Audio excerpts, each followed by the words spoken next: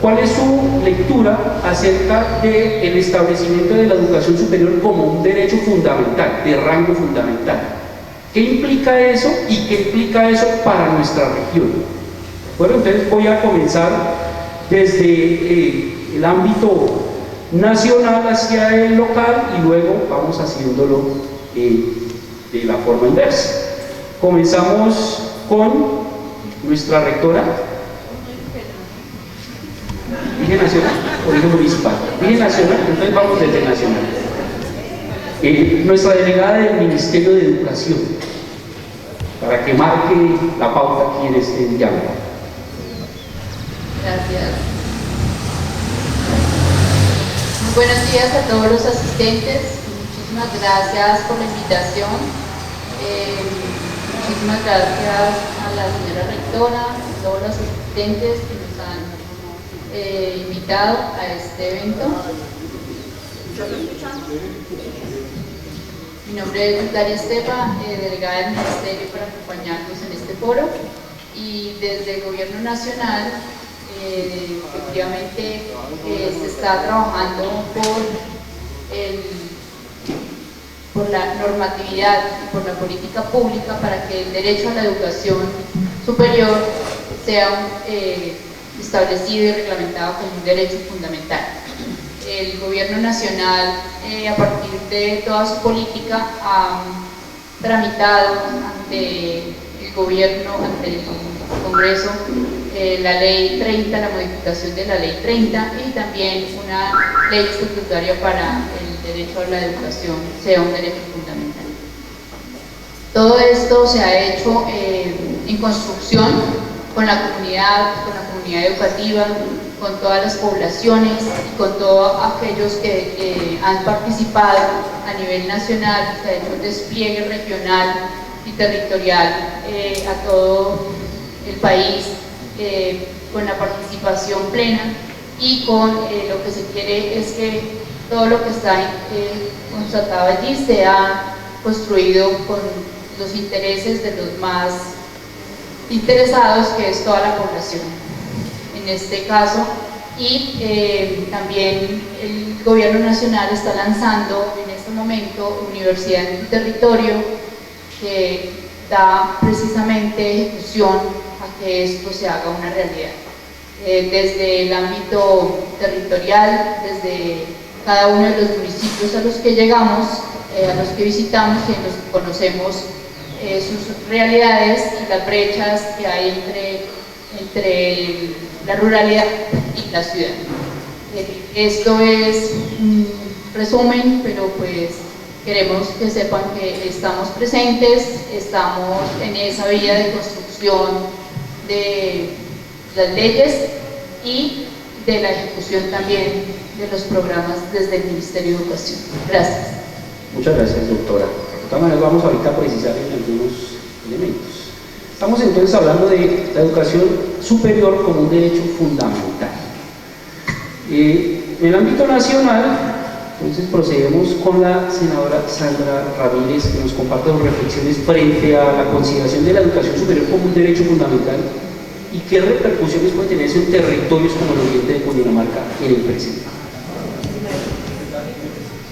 Muchísimas gracias. Hola, muchísimas gracias. Edwin, mi saludo para la mesa directiva, mi saludo para todos ustedes, compañeros, compañeras, a los jóvenes que están aquí presentes, y muchísimas gracias por la invitación, muchísimas gracias por hacer llegar el Congreso al territorio. Es urgente que el Congreso haga presencia al territorio en estos escenarios y en todos los escenarios, y particularmente en el tema de hoy, que es la educación, que es la universidad en el territorio. Hace 7 años firmamos el acuerdo final de paz, y dentro del acuerdo firmamos un punto muy importante: la reforma rural integral.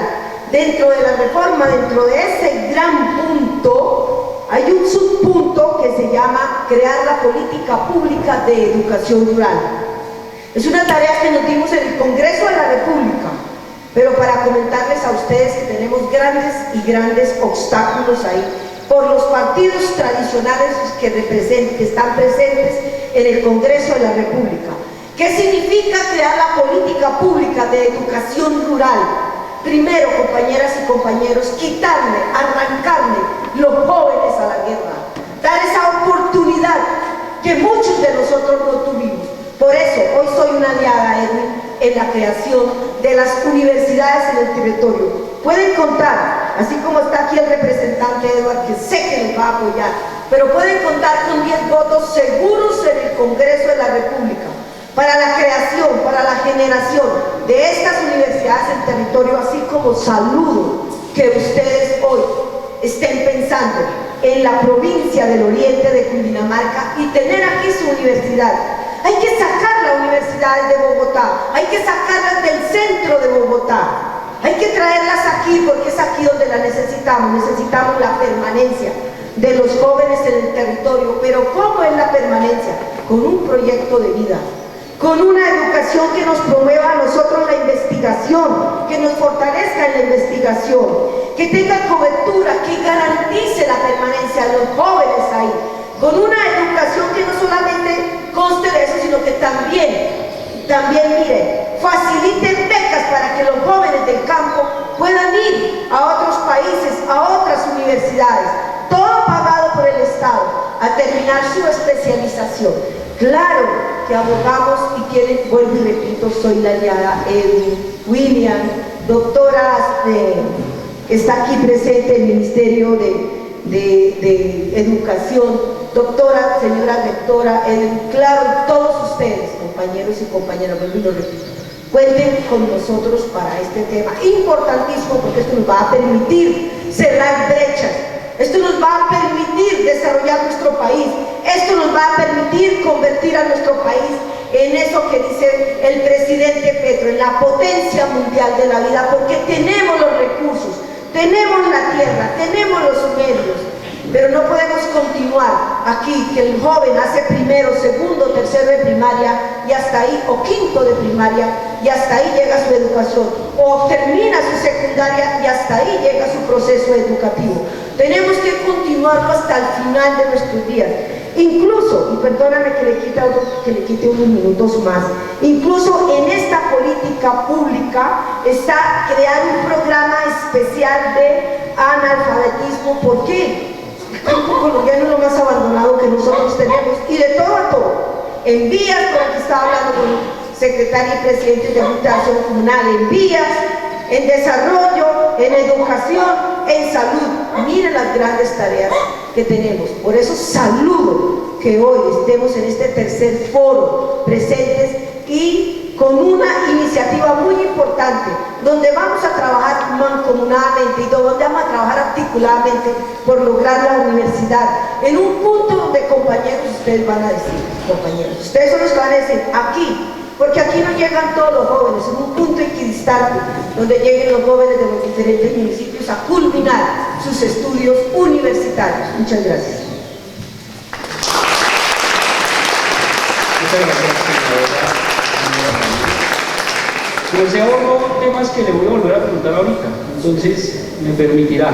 Seguimos en el orden nacional, el representante de la Cámara, Edward Sarmiento, que nos comparta su reflexión frente a la educación superior como derecho fundamental y el impacto de eso en el oriente de Cundinamarca. Yo les confieso que me siento amarrado por la mesa, pero bueno.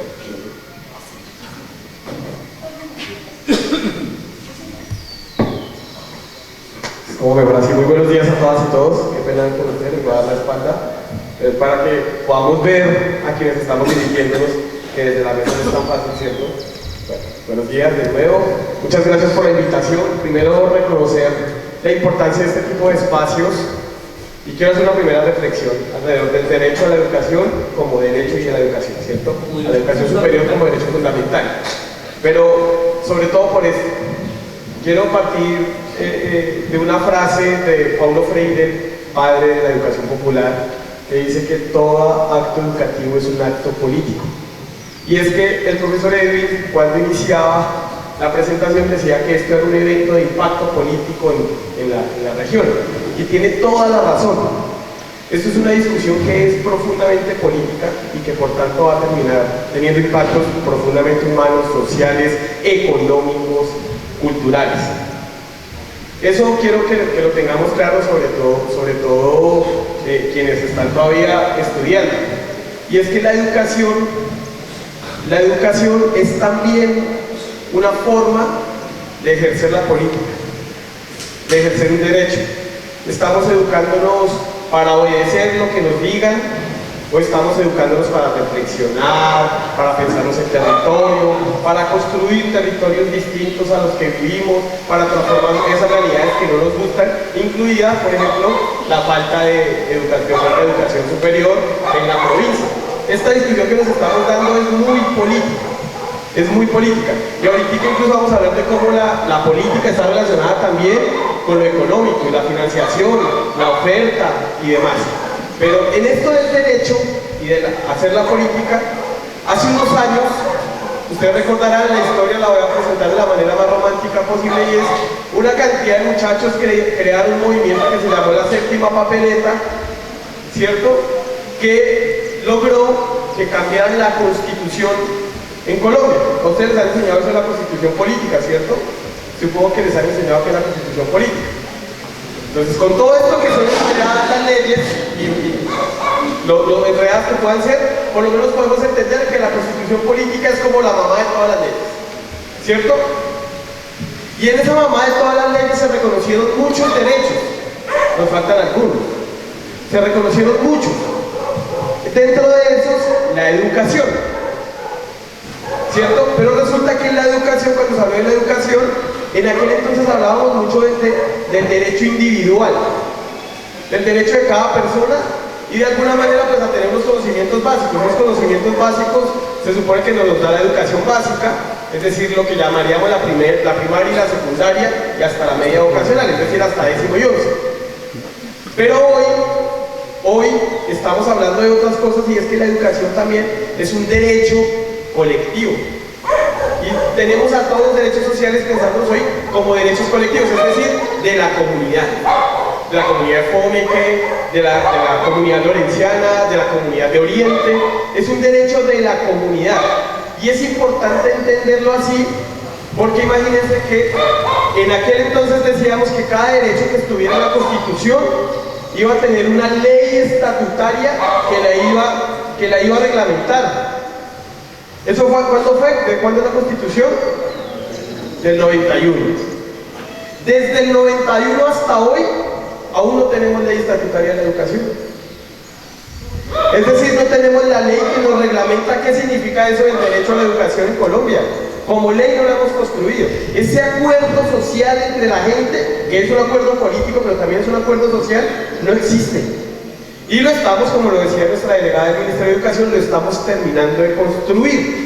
De hecho, si todo sale bien, les cuento, la próxima semana, o a más tardar en 2, vamos a tener la rueda de prensa donde con el Congreso de la República y el Ministerio de Educación vamos a radicar por fin, después de 32 años de creada la Constitución y decir que el derecho a la educación era un derecho fundamental, hasta ahora vamos a radicar ese acuerdo social.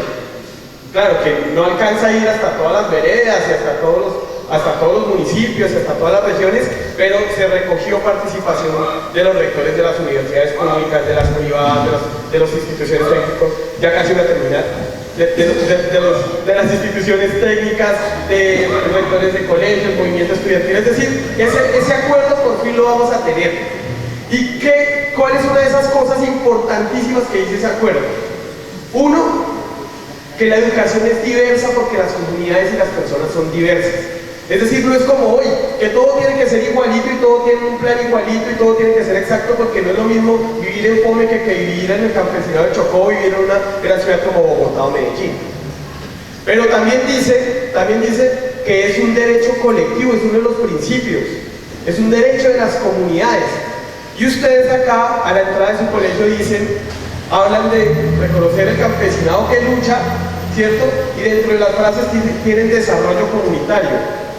Hablaremos ahorita de pertinencia, de la financiación, de la calidad, ¿cierto?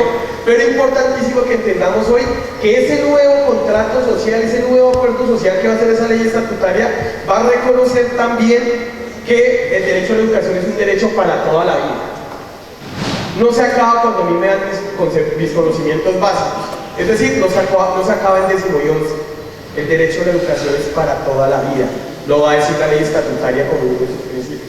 Y eso es importante porque ya no reconocemos entonces el derecho a la educación y a la educación superior como parte de un derecho para toda la vida. Antes lo veíamos como un derecho que se cumplía con un par de conocimientos durante unos cuantos añitos. Importantísimo, eso la ley estatutaria termina teniendo, como les decía, impactos sociales, políticos y culturales y muy seguramente en el desarrollo económico y comunitario. Entonces, primera reflexión sobre eso. La educación es un acto político. La educación será un derecho colectivo, comunitario, no solo individual, y será un derecho para toda la vida gracias a esta nueva ley estatutaria que estamos terminando de construir.